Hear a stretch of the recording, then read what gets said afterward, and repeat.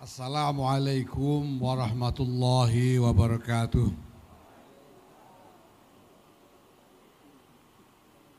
Alhamdulillah wa syukurillah wassalatu wassalamu ala rasulillah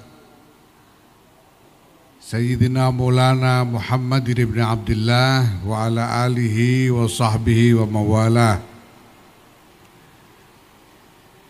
Amma ba'd. Sadatil afadil, para kiai, para nyai, fil muqaddimah yang mulia Ibu Nyai Sinta Nuriyah Abdurrahman Wahid beserta seluruh keluarga Gus Dur yang kita cintai, yang mulia para mustasyar, pengurus besar Nahdlatul Ulama, hadir beberapa orang mustasyar di sini. Kiai Haji Ahmad Mustafa Bishri, Kiai Zawawi Imron, Kiai Husain Muhammad, yang saya hormati Khatib Am, pengurus besar Nahdlatul Ulama, Kiai Ahmad Said Asrori, Rois Syuriah, pengurus besar Nahdlatul Ulama, Kiai Nazaruddin Umar,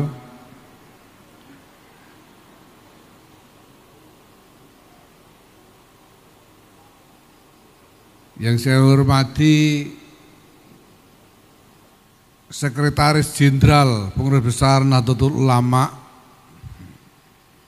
yang ini sudah agak kiai, Saifullah Yusuf, Bendahara Pengurus Besar Nahdlatul Ulama, Saudara Gutvan Arif dan jajaran PBNU yang hadir lainnya, Gus Kikin, Ketua-ketua Tanfidiyah Pengurus Besar Nahdlatul Ulama, Kiai Abdul Hakim Mahfuz, Nyai Alisa Bulkonah Wahid,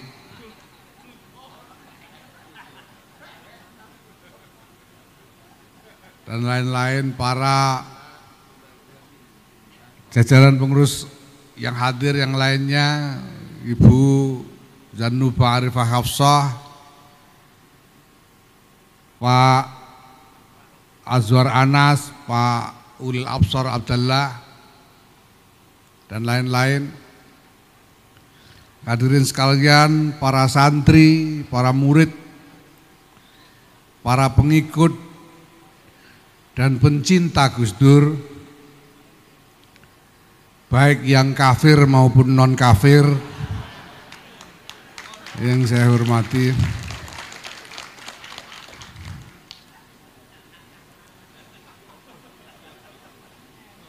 Alhamdulillah,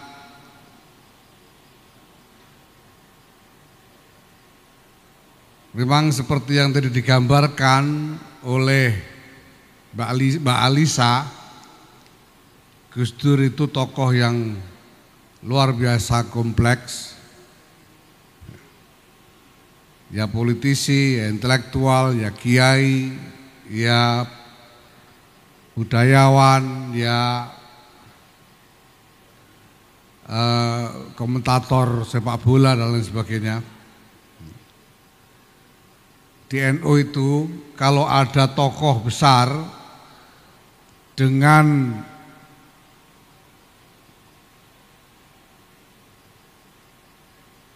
legacy, dengan warisan kompleks, warisan yang beragam, yang raksasa, itu biasanya lalu secara gampang saja dipercaya sebagai waliullah. Jadi kiai-kiai NU dulu itu ya bukan hanya Wali Songo, banyak kiai-kiai NU yang diyakini sebagai waliullah karena warisan-warisan besar yang dapat dianggap berskala peradaban. Kiai-kiai seperti Syekhona Muhammad Khalil Bangkalan, Hadratus Syekh Kiai Muhammad Hashim Asy'ari, Kiai Abdul Wahab Hasbullah, dan seterusnya sampai ke generasi Kiai Abdul Hamid Pasuruan, Kiai Ali Maksum Krapyak dan lain sebagainya. Saya masih teringat bagaimana rasanya hidup sebagai remaja di zaman saya dulu, waktu saya remaja. Waktu itu rasanya sulit mencari kiai yang bukan wali. Tengok kanan, tengok kiri, ini kiai kok wali semua rasanya. Nah sekarang bergerak ke zaman ini, saya tengok kanan, tengok kiri kok susah nyari kiai yang wali ini, hari ini, entah kenapa. Saya pribadi hakul yakin bahwa Gus Dur itu waliullah. Hakul yakin. Karena dua alasan. Pertama karena alasan pribadi, dan kedua karena alasan sosiologis. Tahun 2000 ini gedung rumah keluarga ini belum direnovasi, masih yang lama. Kita tahu Gus Dur keluar dari istana langsung menuju ke Amerika Serikat untuk berobat di rumah sakit John Hopkins di Boston selama beberapa waktu. Kemudian beliau kembali ke Indonesia pagi-pagi sekali. Beliau tiba di Jakarta dan saya lalu menyambut beliau di rumah beliau sini. Waktu itu masih sangat pagi, sekitar jam 6, setengah 7, sehingga belum ada orang lain yang datang ke sini. Jadi saya hanya berdua dengan Gus Dur di ruang tamu rumah ini. Setelah ngobrol sebentar, lalu Gus Dur mengajak masuk kamar. Go mlebet kamar, go kulon jenengan wangi salin, bahasa Jawa beliau. Mari masuk kamar, tolong bantu saya ganti pakaian. Maka saya mengikuti beliau masuk kamar.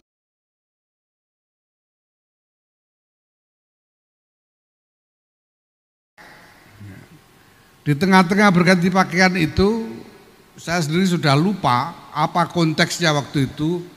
Yang saya ingat betul, saya nyeletuk kepada Gus Dur, Pak Dur, mbok menawi bakdo menika panjenengan dados wali nomor sedoso Pak Dur. Waktu itu Pak Dur mungkin sesudah ini panjenengan menjadi wali nomor 10. Gus Dur tanya, kok bisa? Kok sakit? Lah niku tiang-tiang ziarah Wali Songo niku mesti mangke sami kepengin mampir sowan panjenengan. Terus panjenengan dados wali nomor sedoso. Orang-orang yang jamaah ziarah Wali Songo itu tentunya ingin mampir untuk sowan panjenengan sehingga panjenengan menjadi wali nomor 10. Nah, Gus Dur ketawa lalu bilang, ya nggih menawi, kata Gus Dur. Iya mungkin.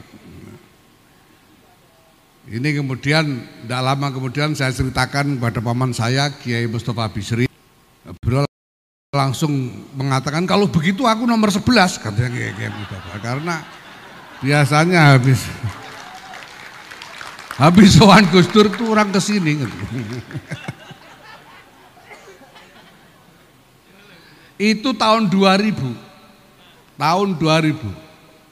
Sebelum ada orang berpikir tentang Gus Dur sebagai wali nomor 10.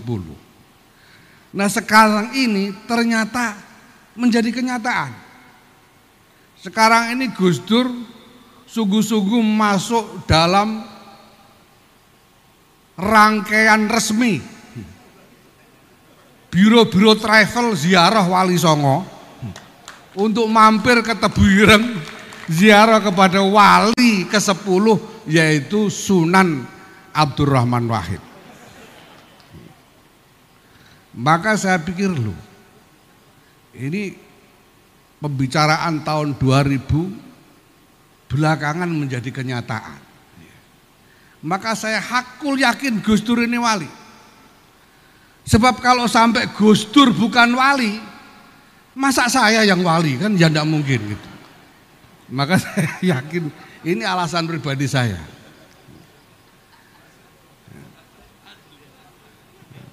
Maka ya pasti Gus Dur yang wali lah, masa saya kan gitu. Nah, alasan sosiologisnya adalah bahwa saya melihat kalau di dalam hall ini ditetapkan tema Gus Dur dan pembaharuan Nahdlatul Ulama, saya melihat yang paling mencolok dan justru paling monumental dari karya pembaharuan Gus Dur di dalam Nahdlatul Ulama ini adalah bagaimana Gus Dur mentransformasikan pola pikir dari orang-orang NU hampir secara keseluruhan. Saya sendiri ini adalah dari generasi yang merasakan betul bagaimana pola pikir saya berubah karena mengenal Gus Dur. Saya ini kalau tidak kenal Gus Dur dan waktu itu sudah ada FPI, saya kira saya akan daftar FPI waktu itu. Kayaknya. Saya berubah karena mengenal Gus Dur. Dan saya lihat teman-teman saya ini semua dari generasi saya ini, semuanya saya lihat adalah orang-orang yang dirubah pola berpikirnya oleh Gus Dur. Ini Saifullah Yusuf ini radikal dulu ini. Untung waktu itu Orde Baru, jadi susah nyari bom.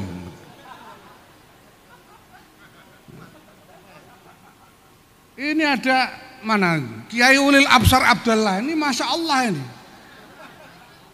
Ini putranya Kiai Abdullah Rifai dari kampung Cebolek. Itu bukan cuma desa, itu Duesit sudah. Wol. Sangat terlalu jauh dari peradaban lah. Cebolek itu. Dan ayah beliau ini Kiai Abdul Rifai ini masya Allah, ini kiai paling fundamentalis dan paling kaku. Seandainya beliau masih ada, imam besarnya harusnya Kiai Abdullah Rifai itu. Lah kok Gus Ulil kok jadi begini itu loh. Jadi intelektual kosmopolitan kayak begini ini kenapa? Karena ketemu dengan Gus Dur, dirubah oleh Gus Dur. Bisa Anda saksikan ini dari generasi ini bagaimana pola pikir ini berubah. Dan Mang Gus Dur ini terasa sekali beliau berkutat dengan sangat keras untuk membongkar berbagai macam mindset lama dan model-model institusional maupun aktivisme yang lama yang beliau yakin tidak akan membawa atau mendorong Nahdlatul Ulama kepada perkembangan yang lebih konstruktif di masa depan. Saya sendiri, saya berubah dan menjadi percaya kepada Gus Dur karena secara rasional dan objektif saya melihat tawaran Gus Dur tentang masa depan Nahdlatul Ulama khususnya dan masa depan Islam lebih masuk akal daripada tawaran-tawaran lain yang cenderung radikal, fundamentalis, dan ekstrim. Terlalu panjang untuk menggambarkan bagaimana sebetulnya wawasan yang ditawarkan oleh Gus Dur ini. Tapi secara singkat bisa saya katakan, bisa saya buat kesimpulan yang ya walaupun tidak 100% pas ya, kira-kira ya paling enggak 90-95% memadai. yaitu bahwa dalam wawasan Gus Dur, jadi hadirin sekalian yang saya hormati, tahun 70-an 80-an itu adalah masa-masa di mana generasi Islam pada waktu itu merasakan tekanan kultural, tekanan politik, dan tekanan ekonomi yang luar biasa di mana-mana. Di Indonesia secara domestik jelas di tengah-tengah konteks Orde Baru, dan juga secara global berhadapan dengan tekanan dari Barat. Pada waktu itu mulai bermunculan gerakan-gerakan radikal yang pokoknya mau melawan habis segala tekanan itu dengan resiko apapun, dengan pengorbanan apapun, termasuk dengan mengorbankan nyawa secara besar-besaran. Tapi Gus Dur memberi tawaran baru, yaitu bahwa Islam ini, nasib Islam ini, tidak ada cara yang lebih baik untuk menolong nasib Islam ini selain dengan cara menolong kemanusiaan seluruhnya. Dan apabila kita lihat realitas peradaban di mana kita hidup saat ini, maka wawasan ini sungguh adalah wawasan yang jauh lebih realistis daripada jalan yang ditempuh oleh pihak-pihak lain. Yang sekarang ingin kita lakukan, maka saya sejak kemarin mengangkat kredo menghidupkan Gus Dur, karena saya melihat bahwa ada pekerjaan-pekerjaan yang masih harus dilakukan untuk memperjuangkan terwujudnya visi-visi Gus Dur ini, yaitu bahwa kita sekarang memerlukan upaya untuk membangun pertama-tama Nahdlatul Ulama secara keorganisasian untuk bisa menemukan konstruksi organisasi yang koheren, sehingga dengan demikian Nahdlatul Ulama akan lebih mampu bergerak sebagai kekuatan strategis yang bisa ikut menentukan nasib bukan hanya Indonesia tapi juga peradaban dunia, insya Allah. Nah, bagaimana caranya menghidupkan Gus Dur ini? Ya kalau saya sendirian ya mohon maaf, angkat tangan saya. Tidak mungkin bisa. Tapi seperti saya katakan tadi, saya punya pasukan satu generasi penuh, murid-murid, pengikut-pengikut Gus Dur yang siap dengan sepenuh hati ikut berjuang untuk mewujudkan cita-cita Gus Dur. Mereka inilah yang akan saya ajak bersama-sama, seperti yang bisa dilihat oleh semua orang sekarang ini di PBNU, untuk bekerja bersama mengupayakan sekuat kita bisa agar melengkapi elemen-elemen yang masih diperlukan di dalam perjuangan mewujudkan cita-cita Gus Dur itu. Bapak Ibu sekalian yang saya hormati, malam peringatan Hol ini adalah saat yang tepat bagi kita untuk mengenang Gus Dur, untuk ngalap berkah, bertabarruk untuk mengharapkan berkah dari karomah Gus Dur, tapi juga lebih dari itu untuk merenung lebih jauh tentang tugas-tugas besar yang ada di depan kita jika kita memang sungguh ingin ikut menyumbang perjuangan bagi cita-cita Gus Dur.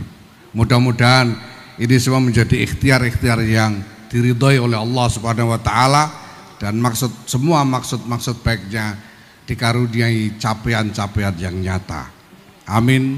Allahumma amin. Wallahul muwaffiq ila aqwamit thariq. Wassalamualaikum warahmatullahi wabarakatuh. Waalaikumsalam warahmatullahi wabarakatuh.